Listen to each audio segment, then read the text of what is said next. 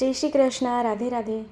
આપણે આવતીકાલે રથયાત્રાનો ઉત્સવ છે, તો જેના માટે શું છે, આપણે અંકુરી પ્રભુને ખાસ કરીને ધરવામાં આવે છે. તો કેવું છે કે આપણે જલનો ઉપયોગ આજે નથી કરવાનો. જલનો ઉપયોગ વગર અને બાંધ્યા વગર આપણે અંકુરી કેવી રીતે સુંદર થઈ જાય છે એ આપણે જોઈ લઈએ એક નવીન રીતે.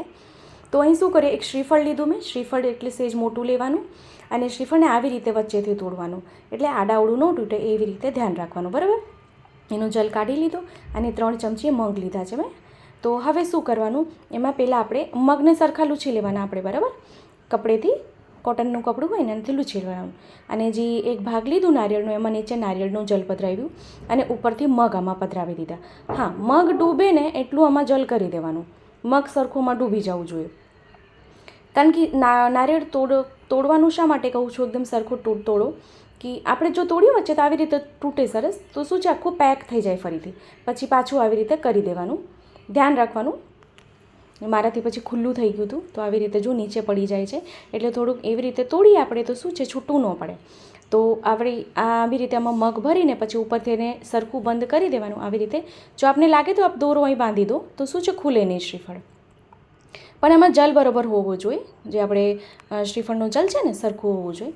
પછી આવી રીતે એક ડબ્બો લઈએ, તો શું છે, આવી રીતે એમાં રાખી દઈએ જેવી રીતે ફાવે એમ, કે નારિયેળ આવી રીતે જલનો ભાગ અંદર રહેવું જોઈએ, એ ધ્યાન રાખવાનું. અને ઢાંકીને એને 5 થી 6 કલાક આપણે મૂકી દઈએ.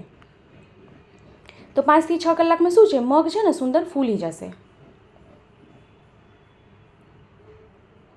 તો આપને હું અહીં દેખાડું એને છે ને, તો અહીં આપ જો 5 થી 6 કલાક, અહીં 6 કલાક થઈ ગઈ. 6 કલાક પછી આપણે ખોલીને દેખાડું અહીંયા, કે આ જો મેં છે ને વચ્ચે એકવાર ખોલીને જોયું હતું. તો આ જો અહીં જો મગ સુંદર ફૂલી ગયા છે, આમાં આપણે જોઈ શકો છો. તો અને આમ અંકુરી બી થઈ ગયા છે. આપણે જો આપણે બાંધ્યું બી નથી તો બી આ અંકુરી થઈ ગયું છે.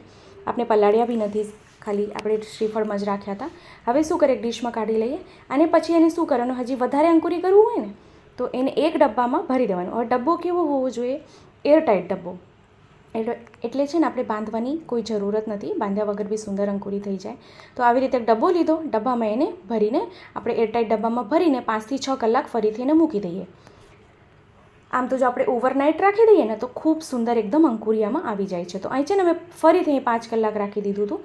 તો આપ અહીં જો, તો આમાં ફરીથી કેટલું બધું અંકુર આવી ગયું છે. આપ અહીં જો, એકદમ સુંદર ફણગી ગયા છે મગ આપણા.